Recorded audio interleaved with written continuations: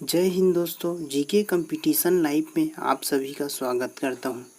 कर्मचारी चयन आयोग के द्वारा आयोजित होने वाले जैसे CHSL, CGL, MTS, GD, CPO, stenographer एवं मल्टीटास्किंग स्टाफ एवं इनके अतिरिक्त होने वाले सभी एग्ज़ाम के लिए ये जनरल अवेयरनेस बहुत ही यूजफुल होगा।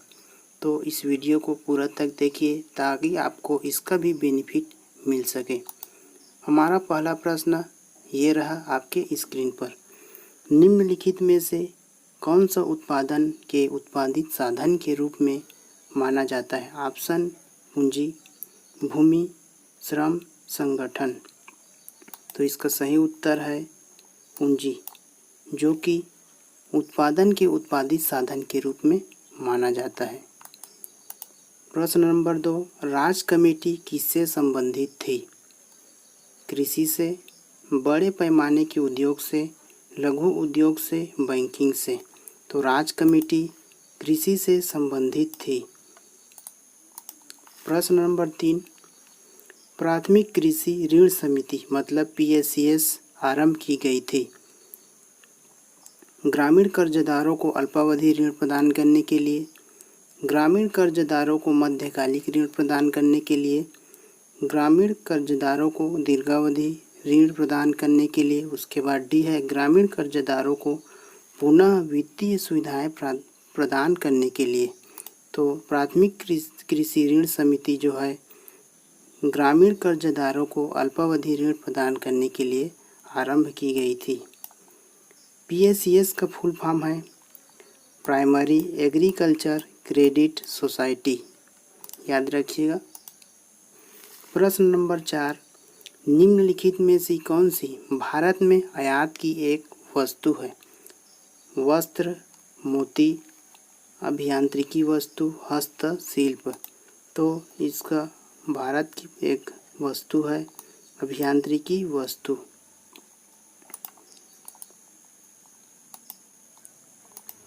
प्रश्न नंबर 5, यदि किसी वस्तु की मांग और पूर्ति दोनों बढ़ जाती है तो संतुलन क्या होगी? संतुलन कीमत क्या होगी?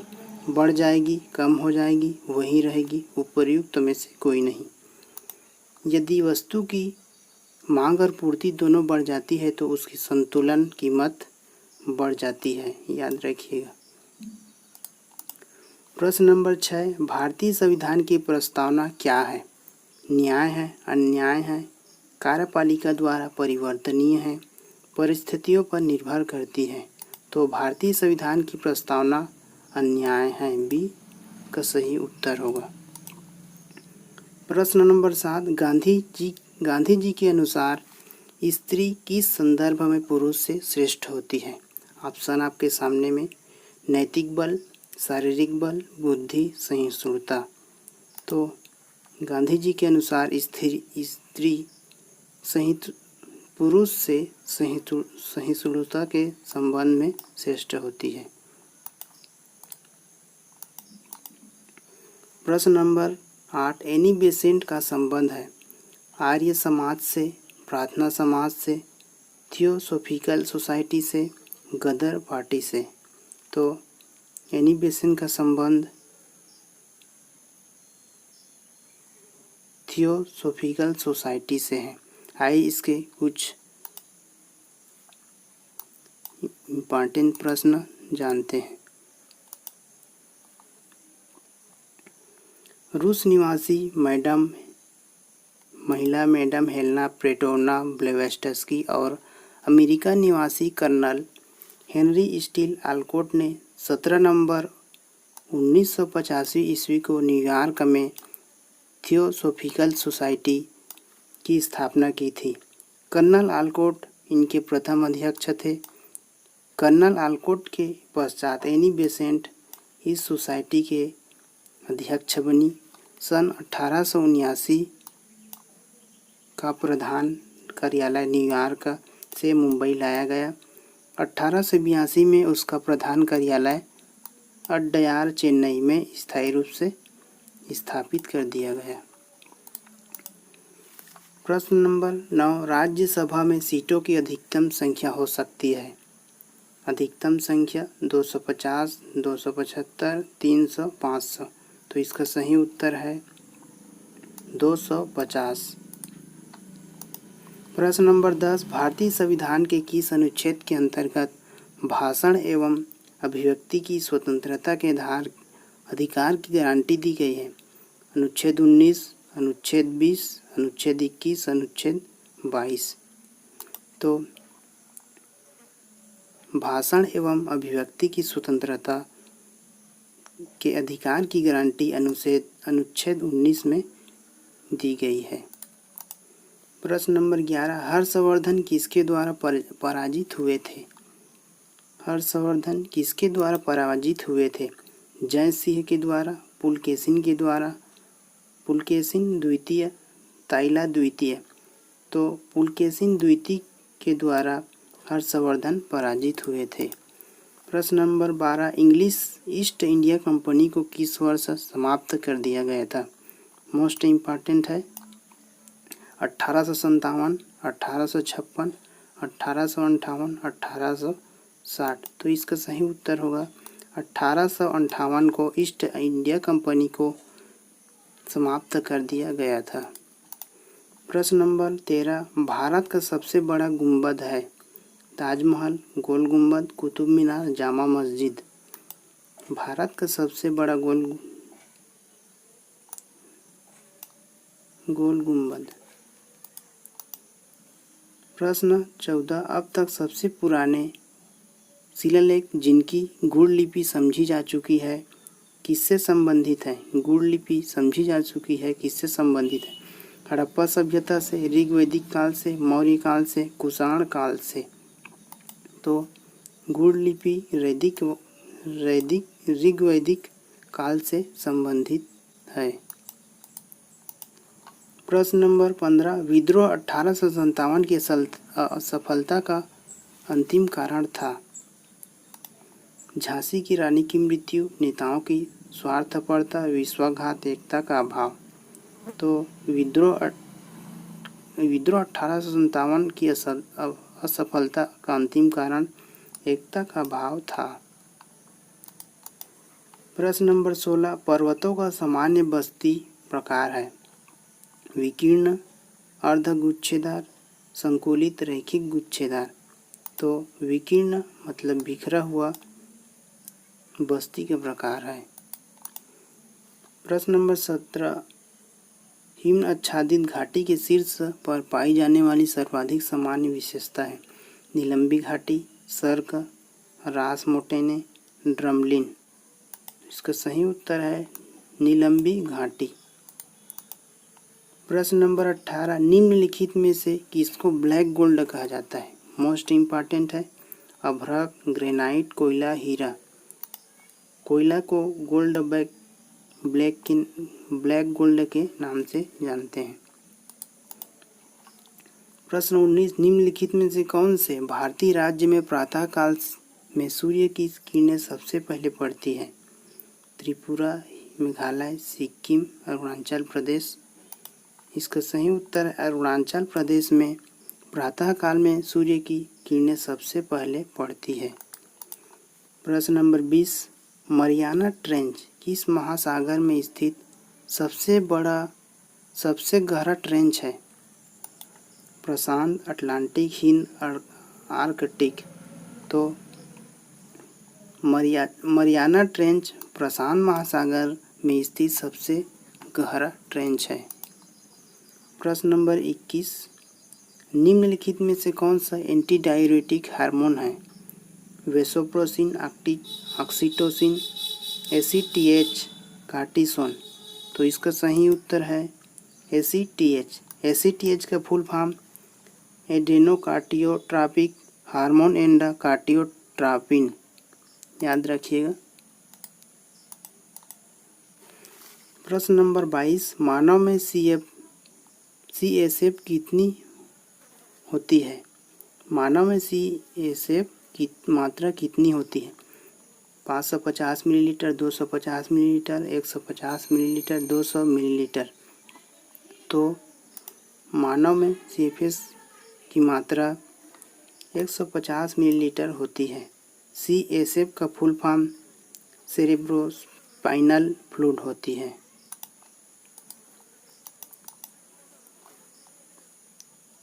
प्रश्न नंबर 23, वर्ष के लघुत्तर और दीर्घतर मौसम के लिए वृक्ष पत्तीहीन अपर्ण हो जाती है।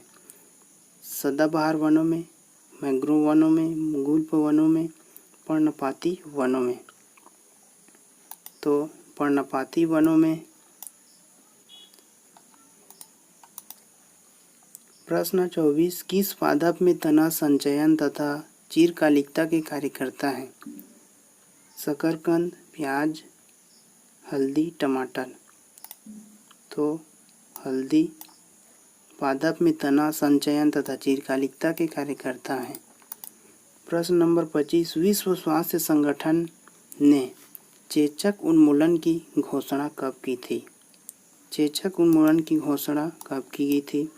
जनवरी 1972, मार्च 1976, मई 1980, अप्रैल 1984।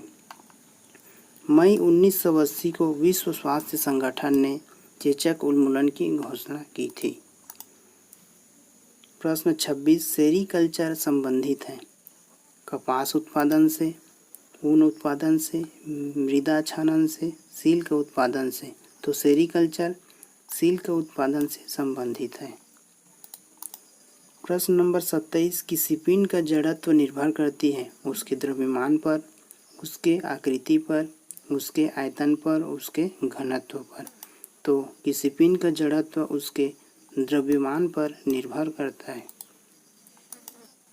प्रश्न नंबर 28, निम्नलिखित में कौन सी युक्ति विद्युत ऊर्जा को यांत्रिक ऊर्जा में परिवर्तित करती है? विद्युत ऊर्जा को यांत्रिक ऊर्जा में परिवर्तित करती है। डायनेमो, ट्रांसफार्मर, बिजली की मोटर, प्रेरक। तो बिजली की मोटर है विद्युत ऊर्जा को यांत्रिक ऊर्जा में परिवर्तित करती है। प्रश्न नंबर 29, डोरी से बंधे हुए एक पत्थर को तेजी से वृत्त में घुमाया जाता है। घुमाते समय अचानक डोरी टूट जाती है तो क्या होती है? पत्थर स्पर्श रैखिकता उड़ जाती है।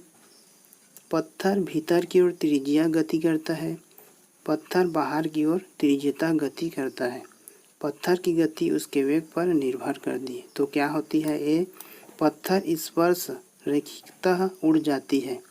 डोरी से बंधे हुए एक पत्थर को तेजी से वृत्त में घुमाया जाता है, अचानक टूट जाता है तो पत्थर स्पर्श रैखिकता उड़ जाता है। प्रश्न नंबर 30, किस भारतीय संस्थान ने अब सबसे पहले सुपर कंप्यूटर विकसित किया था? TCS, इंफोसिस, विप्रो, सीडेक। तो सीडेक ने भारतीय संस्थान सीडेक सबसे पहले सुपर कंप्यूटर विकसित किया गया था। इससे संबंधित कुछ इम्पॉर्टेंट, पुणे महाराष्ट्र स्थित भारतीय संस्थान सीडेक ने भारत में सबसे पहले सुपर परम कंप्यूटर 10,000 विकसित किया था। 23 मार्च 1998 को centre for development of advanced computing के 11वें स्थापना दिवस के अवसर पर पुणे में सुपर कंप्यूटर परम श्रृंखला के अत्याधुनिक स्वरूप परम कंप्यूटर 10,000 का अनावरण किया था। परम 10,000 का उपयोग मौसम संबंधी जानकारियाँ तथा भूगर्भीय विश्लेषण सैन्य कार्यों में किया जाता है। यहाँ पर प्रश्न बनता है, सीडेक का फुल फॉर्म क्या होता है? सीडेक का full form centre for development of advanced computing, यह फुल फॉर्म बनेगा। आगे बढ़ते हैं प्रश्न की ओर। प्रश्न 31, वेबसाइट क्या है? मोस्ट इम्पॉर्टेंट है ये प्रश्न एग्जाम में कई बार पूछा जा चुका है। वेबसाइट क्या है? वेब में एक स्पेस है, एक वेब पेज है, एक ऐसा ही स्थान जहां आप संबंधित वेब पेजों को प्राप्त कर सकते हैं। होम पेज है। तो वेबसाइट हमारे एक वेब पेज है। आगे बढ़ते हैं अगला प्रश्न। प्रश्न 32 एक स्थान से दूसरे स्थान पर यात्रा करने वाले लोगों द्वारा प्रयुक्त कंप्यूटर है। ए desktop, be super computer, work station और लैपटॉप। इसका सही उत्तर है लैपटॉप ऐसा है जो एक स्थान से दूसरे स्थान पर यात्रा करने वाले लोगों द्वारा प्रयुक्त कंप्यूटर है।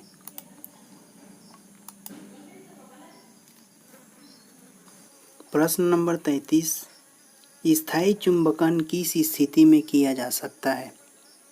स्थायी चुंबकन किस स्थिति में किया जा सकता है। ऑप्शन ए ढलवा लोहा, पिटवा लोहा, कच्चा लोहा, इस्पात।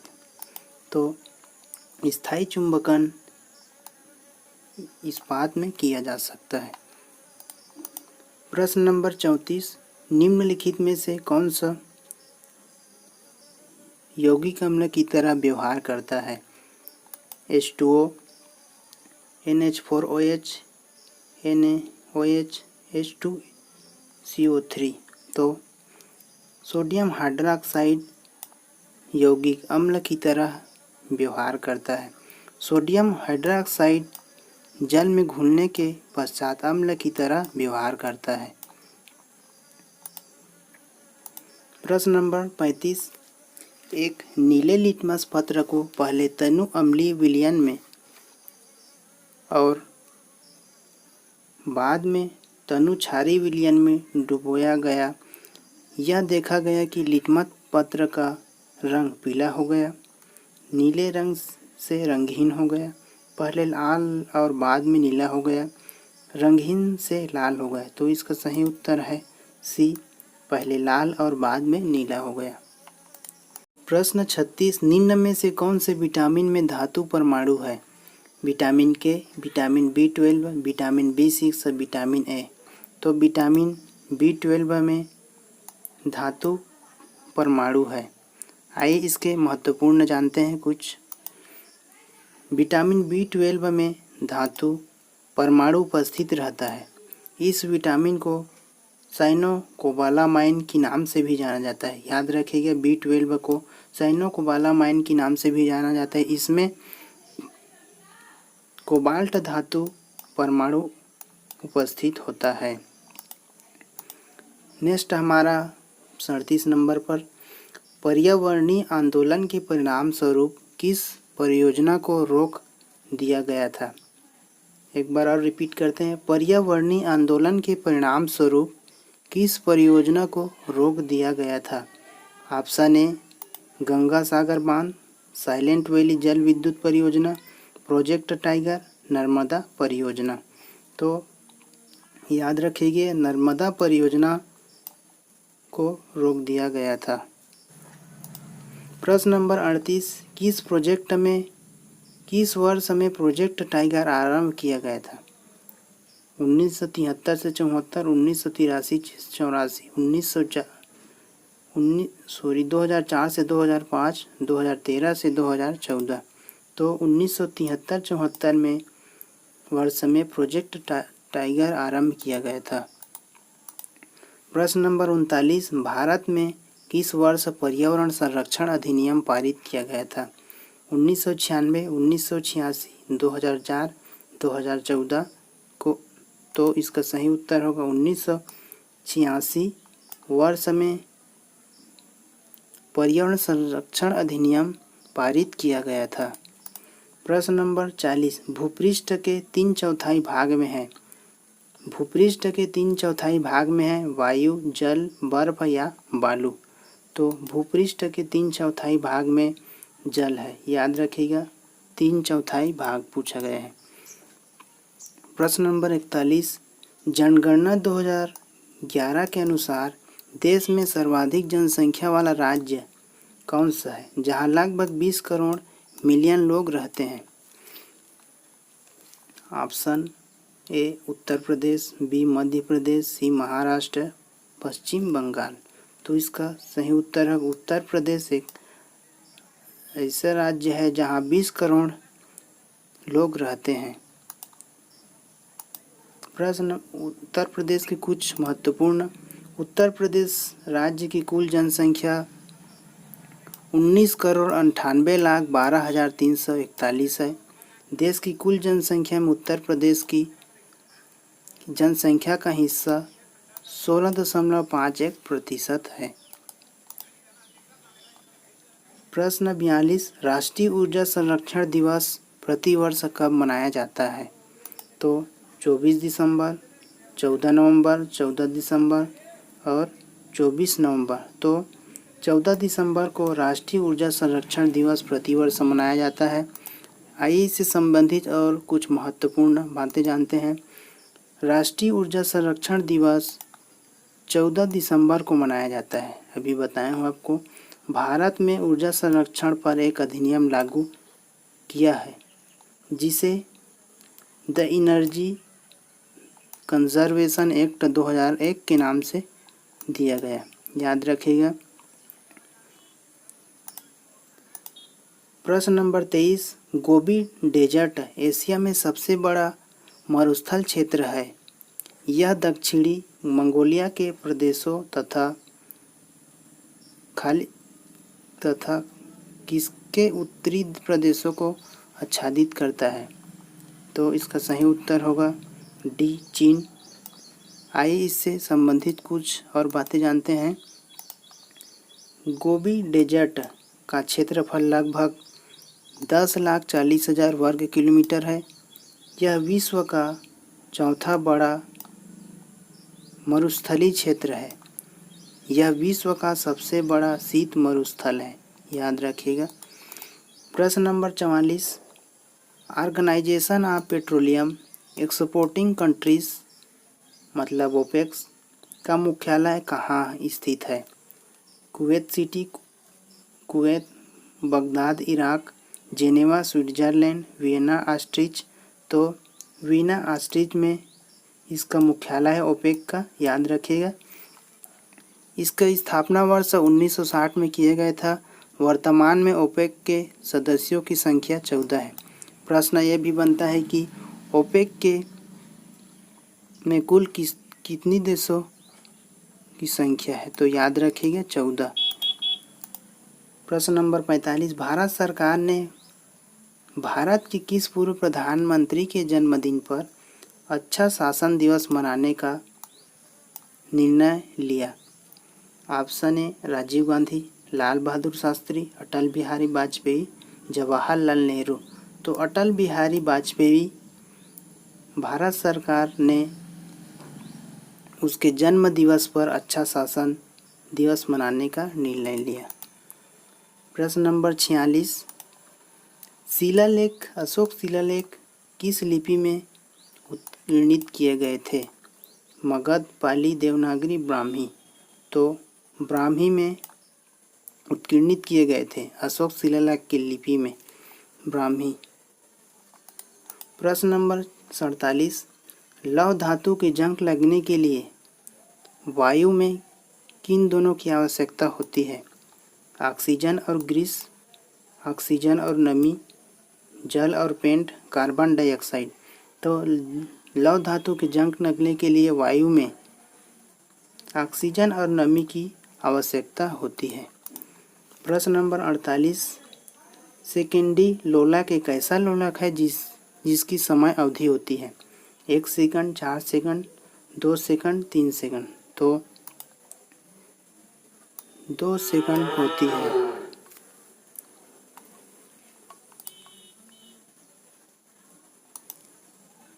अगर आपने हमारे चैनल को अभी तक सब्सक्राइब नहीं किए होंगे तो चैनल को सब्सक्राइब कर ले, साथ में बेल आइकन को प्रेस कर ले।